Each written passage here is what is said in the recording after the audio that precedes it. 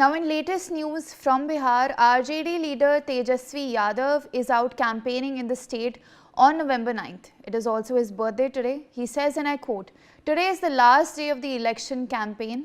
The environment is very good.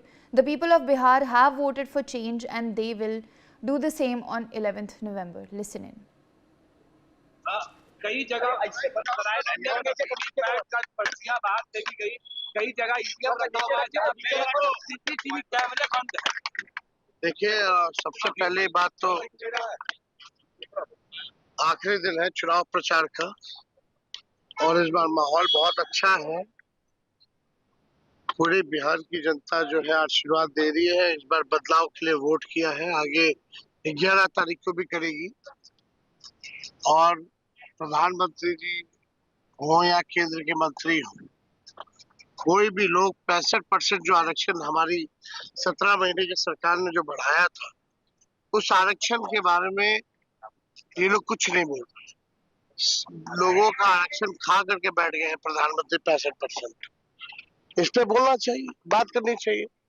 पढ़ाई, दवाई, कमाई, सिंचाई पे बात करनी चाहिए। 11 साल का हिसाब देना चाहिए, बताना चाहिए कि गुजरात को कितना दिया, बिहार को क्या दिया। इस पे तो वो बात नहीं कर रहे। All right, I'm joined by my colleague Shailendra on this broadcast. Shailendra, Tejashwi Yadav फिर बात कर रहे हैं, प्रधानमंत्री के ऊपर डिग लिया जा रहा है, एनडीए सरकार के ऊपर लिया जा रहा है कि प्राइम मिनिस्टर ने 65% रिजर्वेशन ले लिया है लोगों का। कैंपेन ट्रेल पे क्या बोल रहे हैं तेजस्वी? देखिए, तेजस्वी यादव कह रहे हैं जो जातिगत जनगणना बिहार में हुई थी, देश में पहली बार जातिगत जनगणना यानी इस समय जो बिहार में कराई गई, और तेजस्वी यादव तब सरकार में थे, यानी कि जेडीयू के साथ मिलकर उन्होंने सरकार बनाई हुई थी उस समय, और तभी 65% आरक्षण का मुद्दा ये आया था। यानी सरकार ने जातिगत जनगणना के जो आंकड़े आए थे उनको लेकर आरक्षण जो है 65% कर दिया था, लेकिन कोर्ट ने उसको खारिज कर दिया। यानी जो हाई कोर्ट है बिहार का, यानी पटना हाई कोर्ट ने उस पर रोक लगा दी थी, और वही बात तेजस्वी यादव लगातार कर रहे हैं। क्योंकि अब चुनाव प्रचार का आज आखिरी दिन है और तेजस्वी यादव का जन्मदिन भी आज है, और जब आखिरी बार यानी कि 2025 के चुनाव के प्रचार के लिए आखिरी सभाएं करने के लिए वो जा रहे थे, तो तभी उनसे बात हुई। तो उनका ये साफ तौर पर कहना, चूंकि प्रधानमंत्री का चुनाव प्रचार अब पूरा हो चुका है, कल आज उनकी कोई रैलियां नहीं है, आज शाम को 5 बजे प्रचार खत्म हो जाएगा।